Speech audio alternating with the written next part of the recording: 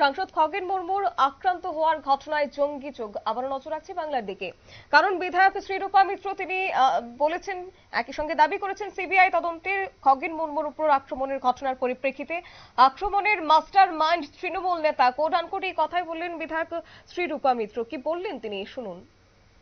করা হলোই না, তাহলে আমার খগেনদা আমার কলিগ এবং আমি মালদা উত্তর থেকে উনি কন্টেস্ট করেন, মাত্রা দক্ষিণ থেকে আমি করি। আমি প্রত্যেক বছর ওনাকে ভাইফোঁটা দিই। আমি ওনার পক্ষ থেকে, ওনার পরিবারের পক্ষ থেকে সিবিআই ডিমান্ড করছি।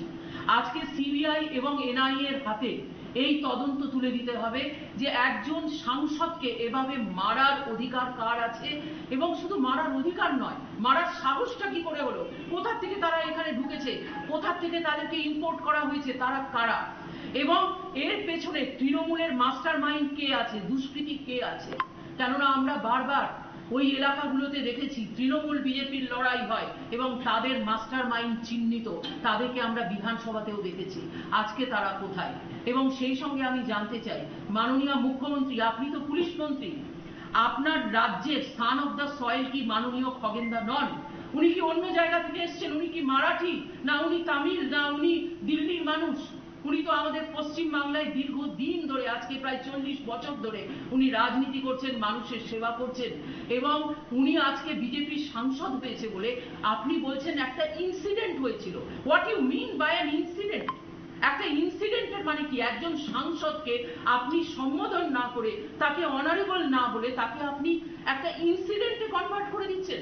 অর্থাৎ একজন সাংসদ বা বিধায়ক, তার জীবন যদি বিপন্ন হয়, তাহলে সেটাকে আপনি একটা ইনসিডেন্ট বলে আখ্যা দেবেন।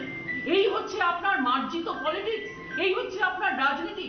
আর আপনি জেনে রাখুন, আপনার জেলা সভাপতি এবং যিনি একজন বিধায়ক আমাদের মালদা জেলার, তিনি দিন দোহারে প্রতিদিন স্টেজে উঠে উনি আমাদেরকে নিন্দা করেছেন এবং দিন দোহারে উনি বলেছেন যে ফিজিক্যাল অ্যাটাকের ইঙ্গিত দিয়েছেন আমাদের বিধায়ক এবং সাংসদদের উপরে, এবং তা সত্ত্বেও আপনি কোনো অ্যাকশন নেননি।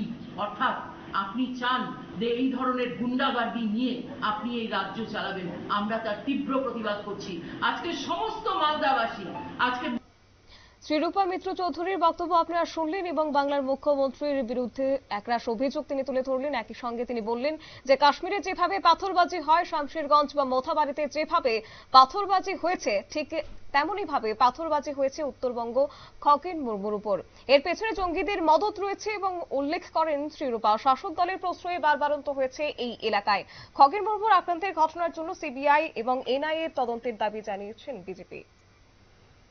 নিয়ে নিচ্ছে ছোট্ট একটি বিজ্ঞাপন বিরতির, সঙ্গে থাকুন।